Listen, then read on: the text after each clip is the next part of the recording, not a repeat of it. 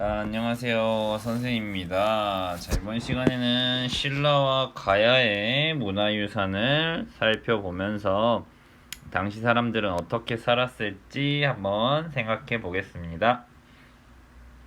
자, 첫 번째, 삼국과 가야는 경쟁하면서 갈등, 즉 싸움도 많이 하겠지만 서로 교류를 많이 했다라는 것이 되겠습니다. 교류를 하면서 서로 주고받은 것들도 있었다라는 것을 생각해 보면 되겠습니다. 자, 그래서 서로 문화를 주고받는지 이런 영향들을 서로 주고받는다라는 거 교류를 하였다. 또한 어디와도 교류를 했다. 중국이나 일본, 서역 등과도 교류했다라고 생각해 주시면 되겠어요. 자, 서역이 어떤 나라들인지 이 뒤에서 설명드릴게요. 자, 바로 신라의 수도는 경주입니다. 반드시 잘 알고 계셔야 되겠죠? 신라의 수도는 경주. 처음부터 신라의 수도는 경주였고요.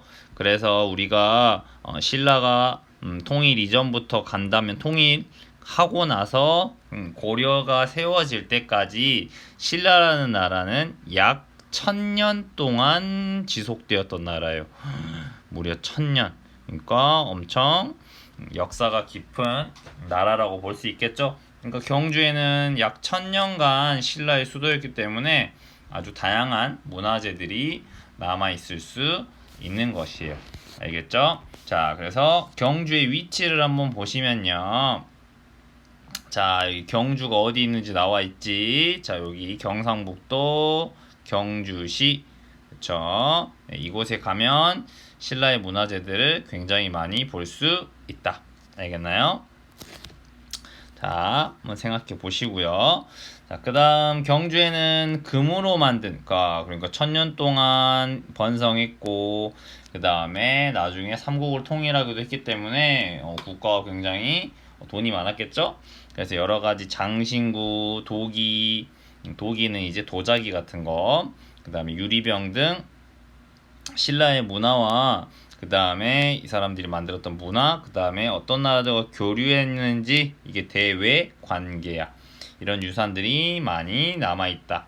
자, 그래서 자 금관총에서 나온 금관, 자 굉장히 화려하죠, 그쵸? 엄청 많은 장식들이 있고 아마 이게 왕의 왕관이었겠죠, 그쵸? 금으로 된 것이니까 얼마나 비쌌겠어요. 자, 이런 유물들을 보면서 이 유물 어느 나라의 유물이다, 신라의 유물이다, 이렇게 여러분이 꼭 기억해 주시면 좋겠어요. 왜냐하면 이런 문화재들 같은 경우는 이렇게 사진을 보여준 다음에 이 유물은 어느 나라의 유물입니까? 이렇게 물어보는 경우가 많거든요. 그래서 이게 신라의 유물이구나. 굉장히 화려하죠. 그 다음에 또 신라에서는 이런 특이한 유물도 발견된다는 거야. 경주 황남대총이라고 하는 무덤에서 나온 봉수형 유리병은 바로 서역에서부터 만들어져서 신라에 들어온 것이다 라는 것이죠. 여기서 서역은 우리나라 입장에서 봤을 때는 서쪽, 그러니까 중국보다도 더 먼 나라들에서 아마 오지 않았겠냐 라는 거죠. 자, 이런 봉수형 유리병 같은 경우는 어디에서 왔다? 서쪽인 서역에서 왔다. 그러니까 이 형태는 우리나라에서는 잘 보이지 않고, 우리나라는 유리를 많이 사용하진 않았으니까 도기는 사용했지만, 그치? 그래서 이건 우리나라에서 온 게 아니라 아마도 추정하기로는 이슬람 상인들을 아라비아 상인들이라고 부르죠. 아라비아 상인들. 이 아라비아 상인들로부터 오지 않았을까 이런 생각을 하는 거죠. 여러분이 아라비아 상인 생각하면은 영화 그 알라딘 있죠. 알라딘이 이제 그런 아라비아 상인들의 그런 아랍권의 모습을 많이 보여주는데, 이 아라비아 상인들로부터 오지 않았을까? 직접 신라와 뭐 교류를 했을 것이다 이렇게 추정하기도 하죠. 기록이 남아 있거나 뭐 사진이 남아 있는 게 아니니까 이런 유물로 추정을 해보는데, 뭐 아라비아 상인들이 배를 타고 여기까지 왔을 것이다, 뭐 이렇게 보기도 하고요. 아니면 우리나라 옆에 있는 중국, 그 당시 당나라 뭐 이런 데로부터 가지고 왔을 것이다. 뭐 이런 이야기도 하고, 그 다음에 또 이 유리병이 아라비아 상인들이 직접 만든 것이다라기보다는 이게 굉장히 이 당시에 유럽 국가였던 이 로마에서 사용하던 그런 유리병과 굉장히 형태가 비슷해. 그래서 아마도 로마에서 만들어진 게 아라비아 상인을 통해서 또 중국으로 건너가서 그 다음에 또 우리나라 신라까지 오지 않았을까, 또 이렇게 추정하기도 한다는 거. 자, 어쨌든 요것은 서역에서 왔고, 이것은 뭘 보여준다? 신라인들이 굉장히 활발하게 교류했구나. 그치? 우물 안에 개구리처럼 있는 게 아니라 이렇게 많은 교류들을 했다는 것을 보여주는 유물이라고 할 수 있겠어요. 그쵸? 신라인들이 그러니까 뭐 서역인들이나 뭐 아라비아 상인들이나 뭐 중국인이나 일본인 같은 사람들을 에이 저리 가! 이렇게 해서 쫓아내버리거나 못 들어오게 하거나 이런 게 아니라 굉장히 다양한 물건들을 서로 바꿔가면서 교류를 했을 것이다. 이런 것들을 보여주는 유물이라고 할 수 있겠어요. 자, 그 다음에 또 신라 하면 굉장히 상징적인 요 유물이 되겠죠. 자, 요거 기억하셔야 돼요. 도기, 기마, 인무령, 명기 이렇게 해가지고 뭐 차나 뭐 술이나 이런 거를 따를 수 있게 되어 있는 형태입니다. 요 앞에 있는 요 부분을 통해서요, 여기다 뒤에다가 넣고, 그렇지? 이렇게 차나 뭐 이런 것들을 따라 마실 수 있게 되는 형태라고 합니다. 굉장히 흙으로 만들어가지고 구운 건데 너무 잘 만들어져 있죠, 그쵸? 명기라고 하는 것은 죽은 사람이 죽음 이후에, 자, 그때 우리 고구려 백제 무덤할 때도 마찬가지로 이야기했죠. 사람들은 그치 1400년 1500년 전 이야기야. 지금 그 당시 사람들은 사람이 죽고 나서도 삶이 계속 이어진다라고 봤다. 그래서 무덤에 이런 여러 가지 그릇이나 뭐 악기나 무기나 뭐 이런 다양한 것들을 같이 넣어 두었다는 얘기예요. 그래서 이런 유물들이 지금까지 남아 있을 수 있다. 자, 요거 이제 신라의 유물이라는 것쯤은 나중에 구분하실 수 있어야 돼요. 그 다음에 경주에 가시면 대릉원이라고 해가지고, 자, 여기 보면 이렇게 많은 무덤들이 있는 것들을 볼 수가 있어요. 신라의 무덤들은 다행히 물건을 이렇게 훔쳐가 버리는 도굴이라고 하는데요. 다행히 많은 문화재들이 남아 있어요. 그 이유가 안에다가 관이나 이런 걸 만들고 이런 물건들을 다 넣고요, 돌멩이들을 엄청 올려놨어요. 그 다음에 또 그 위에 흙을 덮은 형태. 그래서 이 무덤의 입구가 보이지 않아요. 그래서 아무리 파도 입구를 못 찾고 막 돌이 막 얹어져 있으니까 이 도굴꾼들이 쉽게 안에 있는 물건들을 빼가기가 어려웠다는 얘기야. 근데 반면에 어느 무덤들은 입구가 만들어져 있는 무덤들은 그 도굴꾼, 도둑놈이죠. 네, 어쨌든 많은 유물들을 훔쳐가 버려가지고 그렇게 많이 잊어버린 유물들도 많은데, 이 신라의 대릉원 일대에는 그래도 굉장히 많은 문화재들을 가지고 있는, 보존하고 있었던 그런 무덤들이 좀 있다. 그래서 여기 가시면은 대릉원에서 아침에 산책해도 되게 좋고요. 이 앞에 한옥마을, 여기 보면 이렇게 한옥마을 있잖아요. 이 한옥마을에 가서 한옥에서 잠도 자고, 그 다음에 여기에 또 가면은, 경주에 가면은 또 뭐 카페랑 멋진 막 그런 빵집이나 뭐 이런 것들이 되게 많아요. 그래서 사람들이 경주에 여행 많이 갔던 건데, 경주에 가시면 그런 먹을거리라든지 볼거리나 이런 것도 많기 때문에 나중에 시간이 되면 가족 여행으로 한번 가보면 굉장히 좋을 것 같아요. 알겠죠? 좋습니다. 자, 이렇게 해서, 자, 여기 금관총이 금관, 도기기마 인무령 명기, 그 다음에 대릉원, 자, 이런 것들은 신라 수도인 경주에서 출토된 유물들이다. 신라 사람들이 어떻게 살았는지를 알 수 있다. 그 다음에 이 봉수형 유리병은 서역과 교류했다는 것을 알 수 있는 그런 유물이다 라고 이해해 주시면 되겠어요. 알겠죠? 자, 두 번째 넘어가서요. 신라는 불교를 받아들인 이후에 백성들이 힘을 하나로 모으고, 자, 불교를 받아들인 이유, 자, 물론 선생님이 전에 설명했죠. 불교를 받아들인 이유는 바로 백성들의 힘을 하나로 모으고, 그 다음에 왕의 권위를 세우려고 이 불교를 정치에 적극적으로 이용했다는 거죠. 알겠나요? 자, 신라.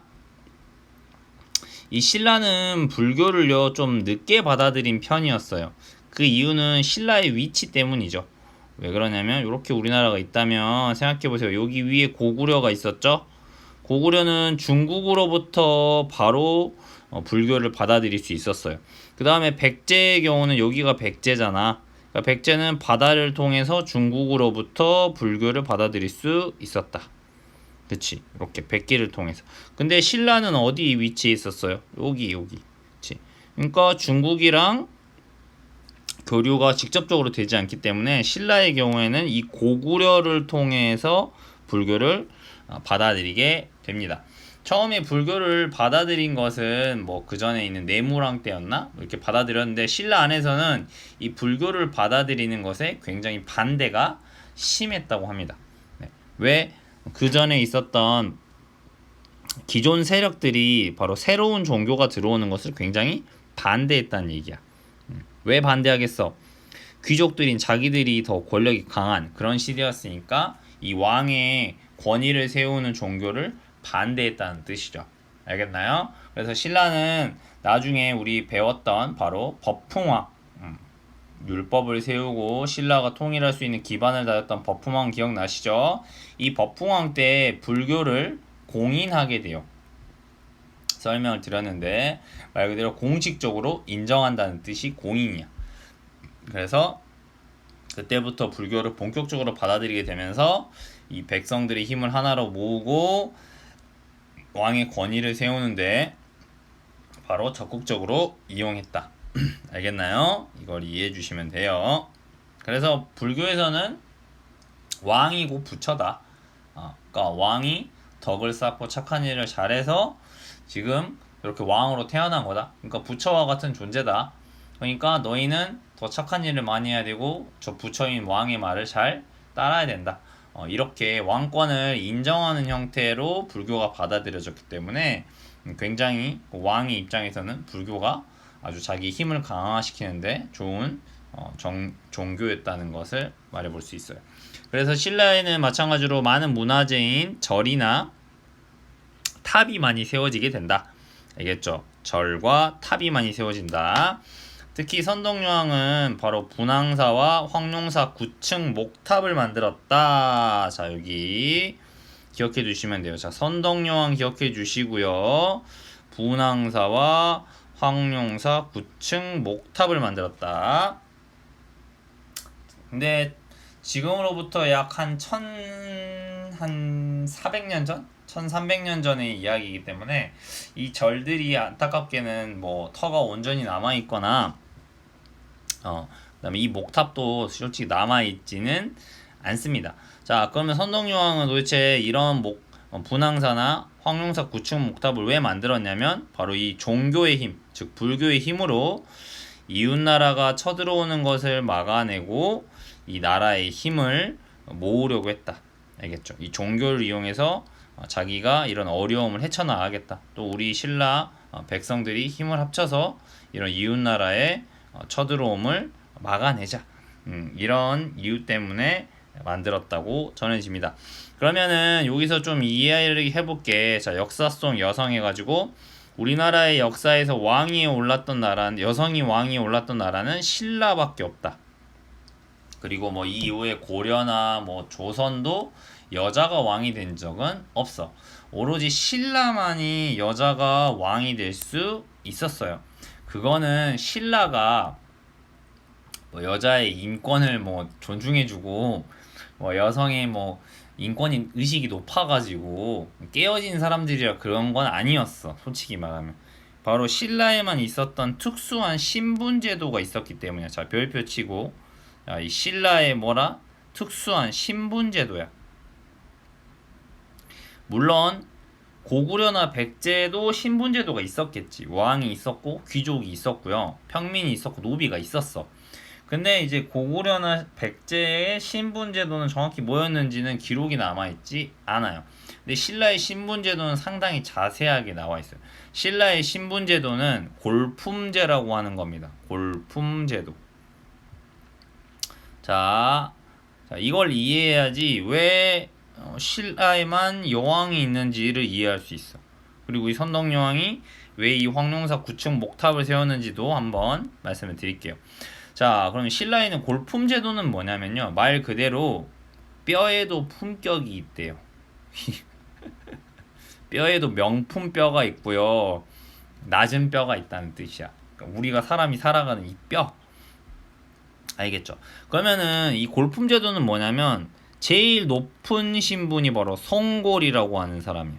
성골은 아버지도 왕족이고 엄마도 왕족이어야지 성골이야. 이해갔어? 둘 다 왕족 출신, 엄마 아빠가 둘 다 왕족 출신이야. 성골, 진짜 뼈라는 거지. 성스러운 뼈. 그 다음에 이제 진골, 진짜 뼈. 얘네는 뼈가 하나 모자라. 어떻게 되겠어? 아버지가 왕족이거나 내 어머니가 귀족이야. 아니면 거꾸로 아버지가 귀족이거나 엄마가 왕족. 그러니까 둘 중에 하나만 왕족이면 진골이 되는 거야. 이해 갔어요? 자, 여기서 진골이 바로 여기 나오는 누구냐면 김춘추야. 자, 김춘추가 됩니다. 알겠죠? 김춘추. 김춘추는 진골이었어. 엄마가 왕족이고 아빠는 귀족 출신이야. 그래서 뼈가 한쪽이 모자라다. 진골이다. 그 다음에 이제 이 밑으로 뭐가 있냐면 이제 뭐 육두품이라든지 이런 귀족들의 신분이 있어요. 뭐 육두품, 오두품, 뭐 사두품 이런 식으로 이제 그 나머지 귀족이나 이런 사람들의 또 신분이 나누어지는 이런 형태의 신분 제도가 굉장히 강력한 국가였다는 얘기예요. 그래서 신라의 이 골품 제도는 뭐까지 제한하고 있냐면요. 이 관직이 올라갈 수 있는 이 관직의 제한을 둬요. 성골은 왕족 플러스 왕족이라 뭐 무한대. 진골도 높아. 근데 육두품은 아무리 자기가 능력이 뛰어나도 위로 올라갈 수 없는 한계가 정해져 있어. 그러니까 내가 봤을 때는 저 진골이 능력도 없는데 무조건 나보다 관직이 높은 거야. 그래서 걔가 시키는 대로만 해야 돼. 이런 것들에 대한 이제 불만이 나중에 생기겠죠. 맞아요. 그러니까 신라는 굉장히 엄격한 이런 신분제 국가였어요. 관직도 제한받았고 또 심지어 어떤 것까지 제약을 받냐면 일상생활 속에서 뭘 제약을 받냐면 이 신분에 따라서 입는 옷도 다르고요. 그 다음에 집 크기도 달랐다고 기록이 돼 있어요. 그러니까 성골은 집을 엄청 크게 지을 수 있는데 진골은 또 성골보다 작게 지어야 되고 육두품은 당연히 또 진골보다 작게 지어야 돼. 만약 이걸 어기고 육두품인데 집을 크게 지으면 처벌받고 집을 다 부셔버리는 거야. 그러니까 굉장히 신라는 이런 엄격한 신분 제도를 가지고 있는 나라였다. 알겠나요? 네. 그 다음 또 이제 그래서 이 선덕여왕이 어떻게 해서 여왕이 될 수 있었냐면 이 성골 출신들이 아무래도 왕족끼리 결혼을 했다는 이야기는 솔직하게 말하면 친척끼리 결혼했을 확률이 높은 거잖아. 자기들의 그 가문을 지키기 위해서 친척끼리 결혼을 했다. 친척끼리 결혼하면 무슨 문제가 생기냐면 아이들이 오래 살아남지 못해요. 왜냐하면 유전적으로 인간은 다양한 인간이 만나야 돼. 그래야지 자기 자식이 유전적으로 건강한 아이가 나와. 근데 친척끼리 결혼을 하게 되면 인간은 그 유전적으로 다양하지 못해. 그래서 어린 시절에 병으로 죽는다든지 아니면 아이가 잘 생기지 않는다든지 이런 문제점이 생겨.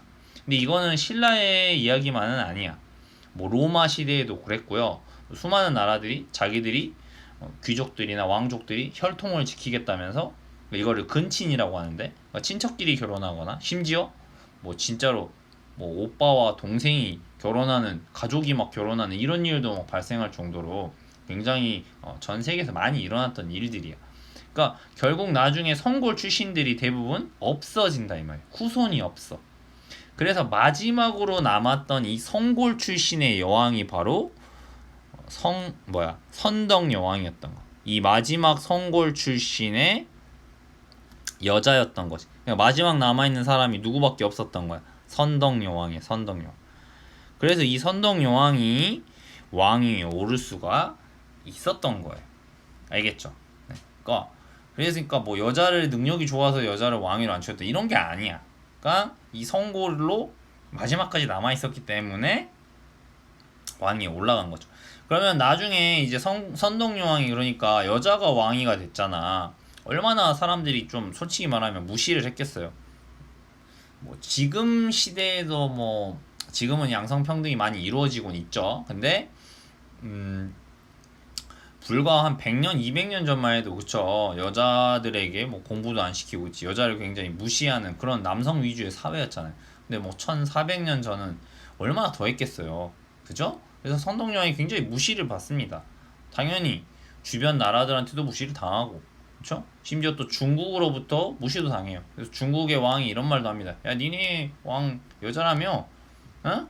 뭔 여자가 뭐 그래서 뭐 주변 나라들이 그러니까 무시하지 마 이러면서 그냥 내가 여기서 누구 보내줄 테니까 그냥 그 사람 왕으로 해라 뭐 이럴 정도로 굉장히 무시를 당하게 됩니다. 그러니까 선동여왕이 무시를 계속 당하니까 기분이 안 좋죠. 그렇죠? 이 위기를 어떻게 극복해야 되겠지.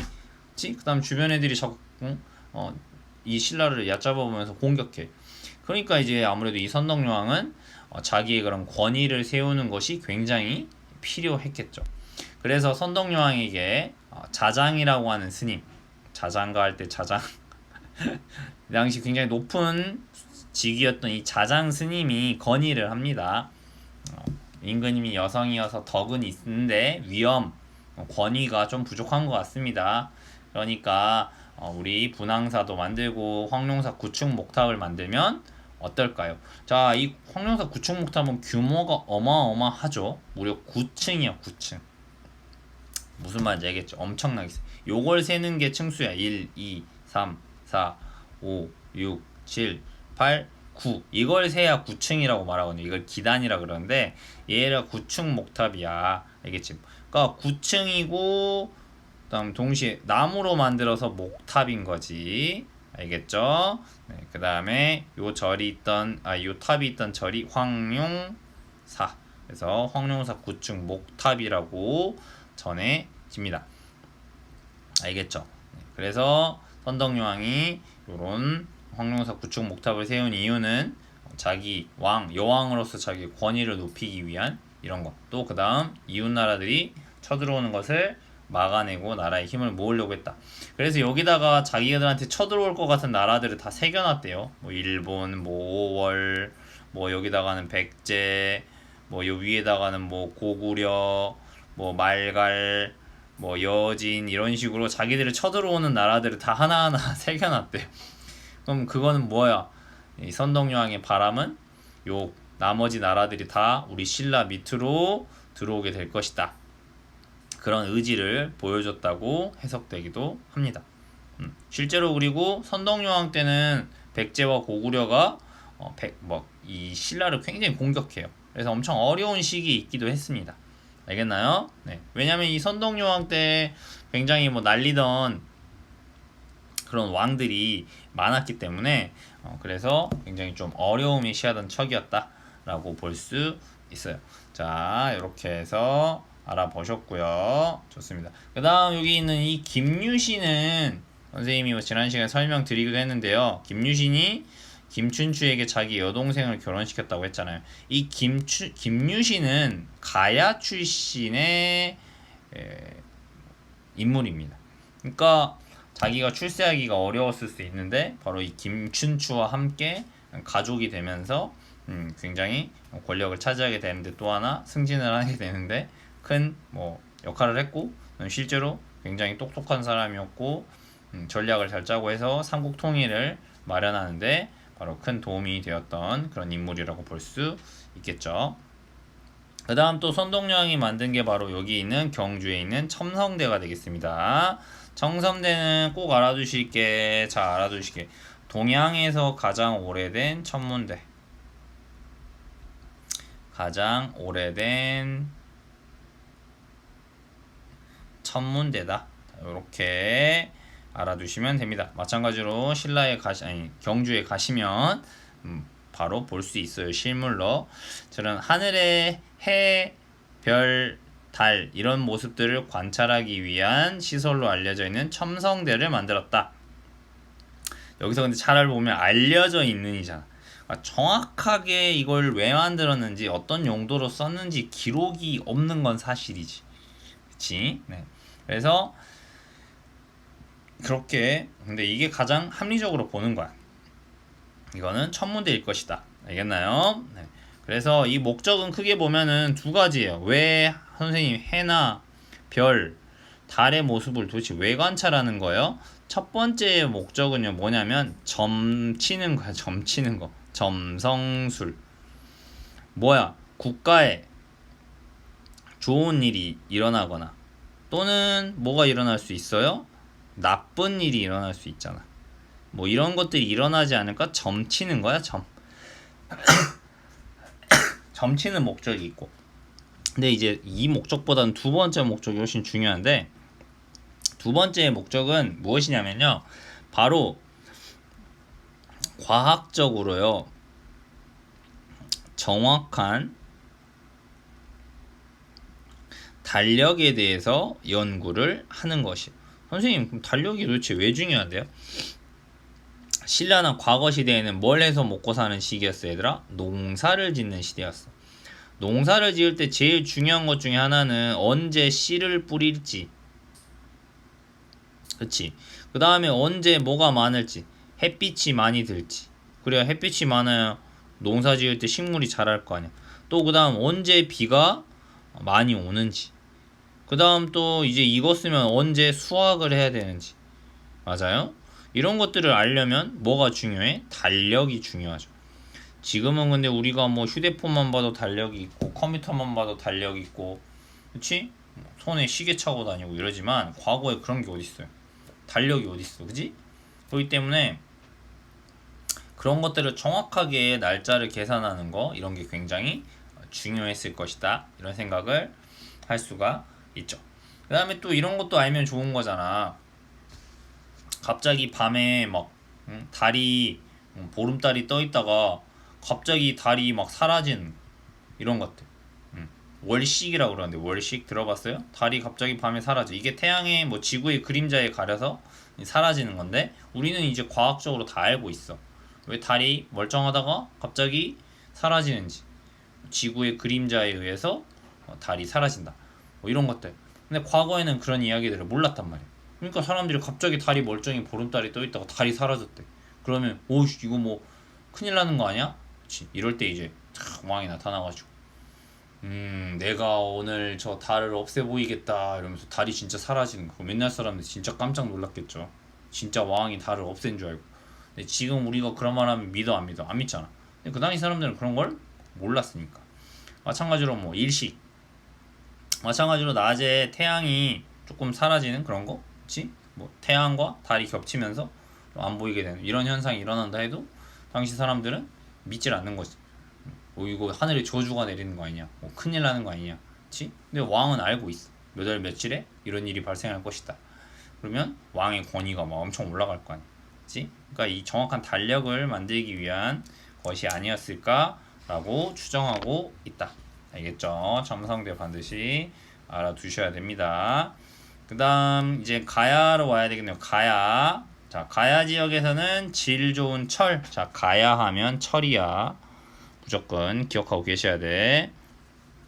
가야는 철, 좋은 철이 많이 생산되었다. 이 때문에 가야는 철을 이용해 다른 나라와 활발히 교역을 했다. 그치, 당시 우수한 쇠, 굉장히 갑옷이나 전쟁이 많은 시기였기 때문에 갑옷이나 무기를 만드는데 질 좋은 철을 만들 수 있다면 굉장히 꼭 필요한 물건 중에 하나였겠지.